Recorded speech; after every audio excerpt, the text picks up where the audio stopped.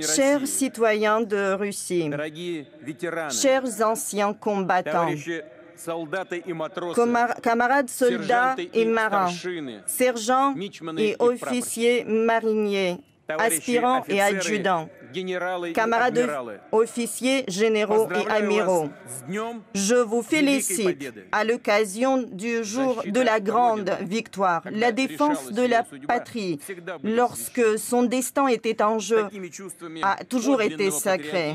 Avec ce sentiment du patriotisme inné, des résistances mobilisées qui se battaient à Moscou, à Leningrad, à Kiev, Minsk, Stalingrad, Kursk, Sébastopol, Kharkov. Même maintenant, vous combattez pour nos citoyens, pour nos gens dans le Donbass, pour défendre la Russie. Le 9 mai 1945 marque à tout jamais le triomphe de notre peuple uni, marque cet exploit sans faille au front et à l'arrière. Le jour de la victoire est cher à tout un chacun en Russie. Il n'y a pas une seule famille en Russie qui n'est épargné par cette guerre. Le régiment des immortels maintenant honore les ancêtres. Ils portent les portraits de leurs pères, grands-pères, des anciens combattants qui nous ont laissés.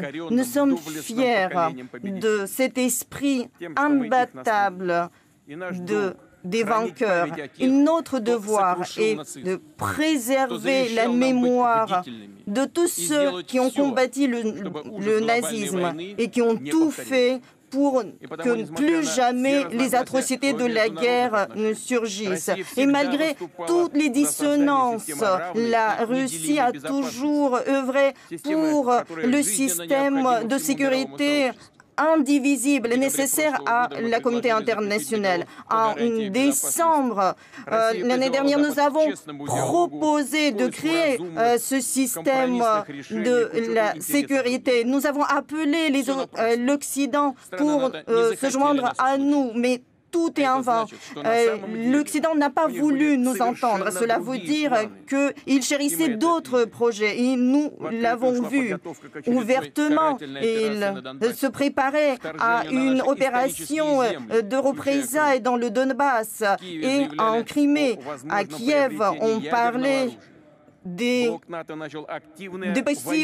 possibles armes nucléaires et le temps se rapprochait de nos territoires. Ainsi, petit à petit, la menace inadmissible pour nous planait au-dessus de nos frontières. Tout montrait que l'opposition à des adeptes de Bandera, à des néo-nazis était inévitable. Je répète, nous avons bien vu le déploiement de l'infrastructure militaire. Nous avons vu des consultations, des fournitures d'armes. Et la menace grandissait de jour en jour. La Russie a fait tout pour repousser à titre préventif à l'agresseur. C'était la seule et unique décision juste, la décision souveraine du pays indépendant.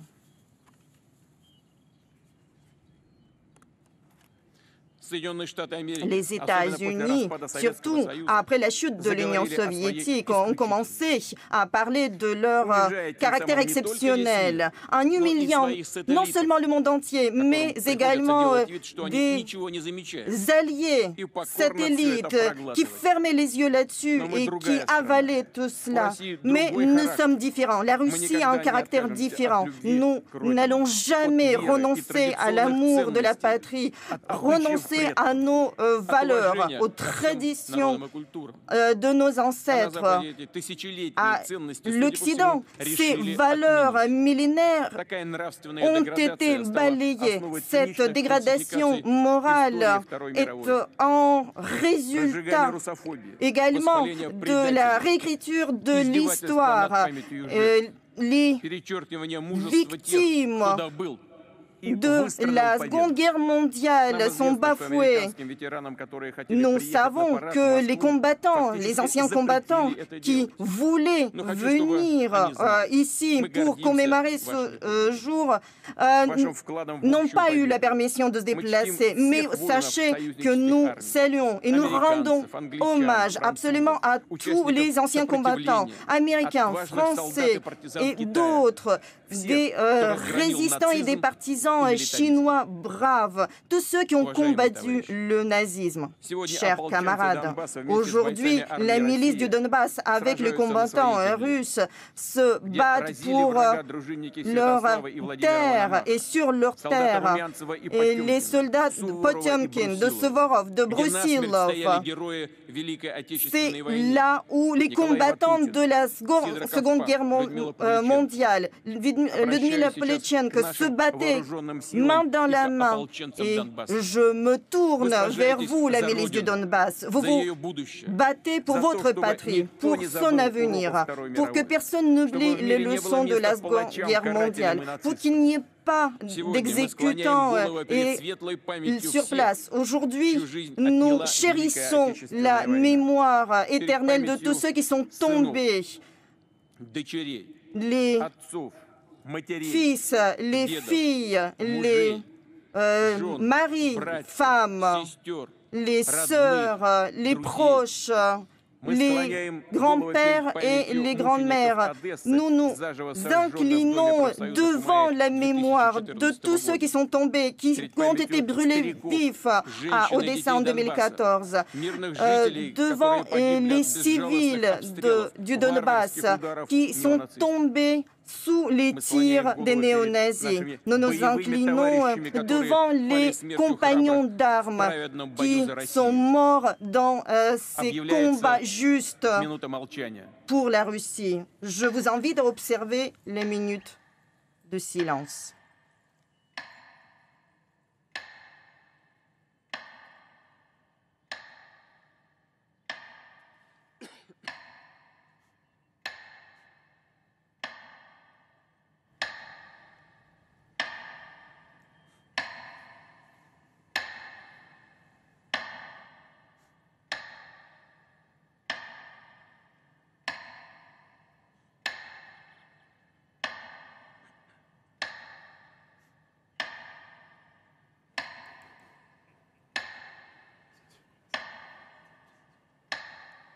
Il peut reprendre derrière.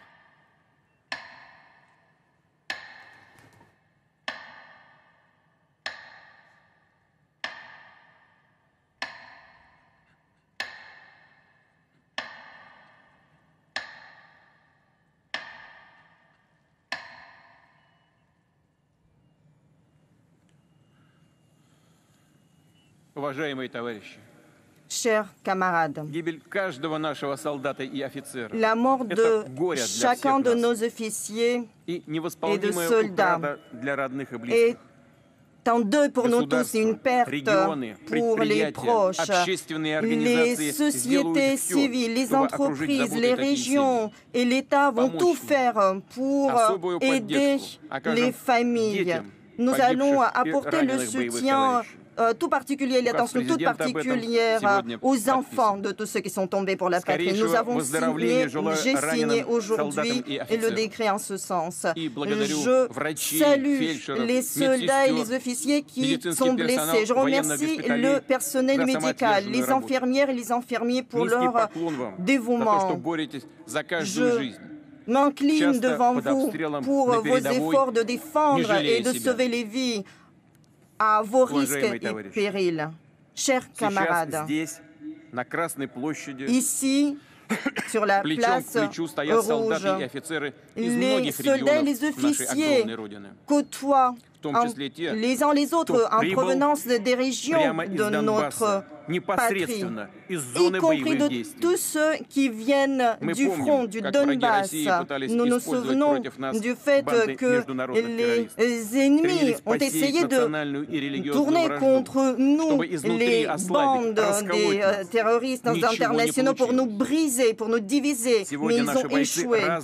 Aujourd'hui, nos combattants de toutes nationalités sont unis et défendent les uns les autres de façon fraternelle. Et ça, c'est notre force, la force de l'unité de notre peuple multiethnique.